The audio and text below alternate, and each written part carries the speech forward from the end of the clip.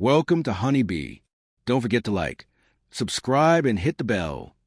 Real stories of love, lies, and betrayal, where every truth stings. Let's begin. The moment my girlfriend told me that plenty of guys were chasing after her and that she could leave whenever she wanted, I finally understood that our 2-year relationship had never truly been about love. It was about control, validation, and power, and I had been too invested to see it clearly until then. Rather than reacting with a panic or pleading she was expecting, I simply smiled, picked up her coat and bag, and gestured toward the door. The stunned expression on her face told me everything I had overlooked about how our relationship had really functioned. Madison and I had first met 2 years earlier at our company's annual holiday party. She worked in customer relations, while I was part of the marketing analytics team. She was striking, tall, blonde, and possessed of a presence that drew attention the moment she walked into any room. She carried herself with a kind of confidence that made people naturally gravitate toward her, whether they wanted to or not. That night, during our first conversation, I was impressed by how effortlessly she could shift from casual small talk with coworkers to meaningful discussions about career goals and life plans. What stood out most was how comfortable Madison seemed with the constant stream of attention from men. All night, I watched colleagues from different departments find excuses to approach her, refill her drink, or insert themselves into whatever conversation she was having. Instead of looking annoyed or flustered by all this attention, Madison seemed to feed off it, engaging each man warmly and keeping them orbiting around her the entire night. When she gave me her number before leaving, it felt like I had just won some unspoken competition, though I wasn't exactly sure what the prize was or how I had earned it. Our first few dates confirmed my initial impression. Madison was someone who was used to being pursued, admired, and desired.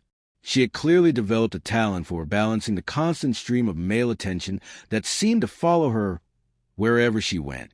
During the first few months, I was intrigued by Madison's social dynamics, and perhaps a little fascinated by her need to keep so many men in her orbit. Her phone buzzed constantly with texts from colleagues, old classmates, and men she met through social activities. Whenever I asked about these conversations, Madison insisted she believed in staying friends with everyone, and that cutting ties just because someone liked her would be unnecessarily harsh. She had a way of making my discomfort feel unreasonable, even controlling. Madison would remind me that she had been upfront about her friendships from the beginning, and that my jealousy only revealed my own insecurities. According to her, being able to maintain platonic relationships with men who found her attractive was a sign of emotional maturity. What I didn't realize back then was that Madison's need for constant attention was quietly creating a dynamic where I felt like I was always competing for her time, her affection, and her approval, instead of building a relationship based on mutual respect and trust. As time went on, Madison seemed to enjoy the subtle competition she created. She had a way of encouraging me to prove myself without ever saying it outright. After our first year together, we had agreed to take things slow and not move in together until we felt ready for marriage. I wanted to improve my financial situation before taking on the responsibilities of sharing a home.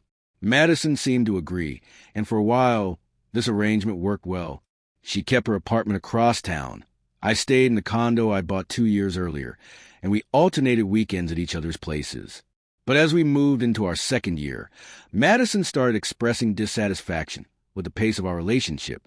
She made remarks about other couples who had moved in together or gotten engaged much faster, asking why we were dragging things out. When I explained my desire to be financially ready before taking that step, she accused me of making excuses and not being serious about our future. Around our second anniversary, her behavior shifted. She started what I can now see were deliberate power plays, mentioning other men who had asked her out, not because she was considering them, but because she wanted to watch my reaction. She compared my efforts unfavorably to theirs, telling me about the flowers, grand gestures, and elaborate dates they offered, always finishing by saying that even though she appreciated their efforts, she had chosen me. The unspoken message was always the same. I needed to try harder to earn her continued presence in my life. This constant comparison created a low-level tension between us.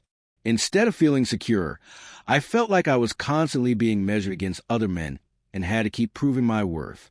At the same time, I had begun working longer hours to earn a promotion that would significantly raise my salary, something I saw as key to the stable future we had discussed. Madison, however, seemed to interpret my focus on work as neglect. Her mentions of other men's attention became more frequent and pointed, as though she wanted to remind me that she had other options. What bothered me most was that Madison appeared to enjoy my discomfort. She seemed to watch my face closely whenever she told me about men asking her out, almost looking for signs of jealousy. Eventually, I noticed that she wasn't just passively receiving attention, she was encouraging it. She responded eagerly to flirty texts, met one-on-one with men who were clearly interested, and even shared details about our relationship with them, giving them openings to insert themselves as supportive alternatives. One evening, everything became crystal clear. We were having dinner at her apartment when her phone lit up with a message that made her smile, a smile that felt too intimate for just friendship. When I asked who it was, she quickly flipped her phone over and said it was just work-related. But I had already seen that it was from Ryan, a co-worker from my own department who had been flirting with Madison at the office for months. The brief preview of the text I saw made it clear that their exchange was far more personal than Madison had ever admitted. Her defensive reaction only confirmed that she knew it had crossed a line. When I asked to see the message thread, Madison exploded. She accused me of invading her privacy and claimed that my request was controlling behavior she would not tolerate. I calmly explained that I wasn't trying to control her, but that I had every right to feel uncomfortable given that this involved a colleague I work with daily. Madison refused to show me the messages and turned the situation into a test of my maturity. She said that if I couldn't trust her, I wasn't ready for a serious relationship. That conversation was the breaking point. I told Madison that if she couldn't be transparent about her communication with Ryan, then we were done. Rather than try to reassure me or rebuild trust, she laughed, and told me that she could leave any time because boys were begging for her attention. Her tone wasn't offensive. It was smug, as if she believed reminding me of her options would shut down the conversation. She expected me to panic, beg her to stay, and drop my request for honesty. But in that moment, something inside me shifted. I finally saw the truth. She had been using the attention from other men as leverage to keep me competing for her affection instead of building real intimacy. Instead of anger, I felt a strange calm. Her words had only confirmed what I had sensed for months, that she saw me as one option among many, not a partner she was truly committed to. I stood up, smiled, and told her she was absolutely right. She was free to walk away if that was what she wanted. Then I handed her coat and bag and pointed to the door. Madison looked shocked. She clearly hadn't expected me to call her bluff. For a moment, she just stood there, waiting for me to change my mind. When I didn't, she walked toward the door slowly, almost as if expecting me to stop her at the last second. But I didn't. I simply said goodbye, closed the door, and went back to my evening. For the first time in months, I felt at peace, like I had reclaimed my self-respect. In the days after, Madison didn't contact me right away. I think she assumed I'd reach out first to apologize. When I didn't, she eventually sent a few texts, asking if I really wanted to end a 2-year relationship over what she called a minor disagreement. I ignored them. As the silence stretched on, her tone changed. She seemed genuinely shocked that I wasn't fighting for her or trying to negotiate. Eventually, her messages became almost desperate. She admitted she might have been wrong and suggested we could work things out. Madison even tried to get my attention through social media and mutual friends, posting pictures clearly meant to provoke jealousy, showing up at my department at work, and asking colleagues to find out whether I was seeing someone new. She eventually discovered that I was doing just fine, focusing on work, seeing friends, and moving forward. 3 weeks later, she finally called one night. Against my better judgment, I answered. This time her voice was completely different. Gone was the smugness. She sounded upset. She said she had made a mistake, that she hadn't really wanted to leave, and that she'd only been testing me to see how much I cared. She admitted she thought I'd fight for her, and that my refusal to do so had shocked her. She claimed that her refusal to show me the text wasn't about hiding anything inappropriate, but about keeping her independence, though she acknowledged that her messages with Ryan had probably crossed a line. She confessed she liked the attention from other men because it made her feel desired, and because it made me more attentive. She had been using the threat of other men as a way to keep me working to prove my commitment. I listened quietly, feeling both sad and strangely relieved. Her honesty confirmed what I already knew. Ending things had been the right decision. When she asked for another chance, I told her calmly that love shouldn't feel like a game of power, where one person constantly tests the other's devotion. I said her actions had shown me how she really saw me, not as a partner, but as someone she could manipulate through fear of losing her. Madison pleaded, promised a change, said she'd set boundaries with other men and be more transparent. But by then, I knew this wasn't just about boundaries. It was about her entire way of approaching relationships.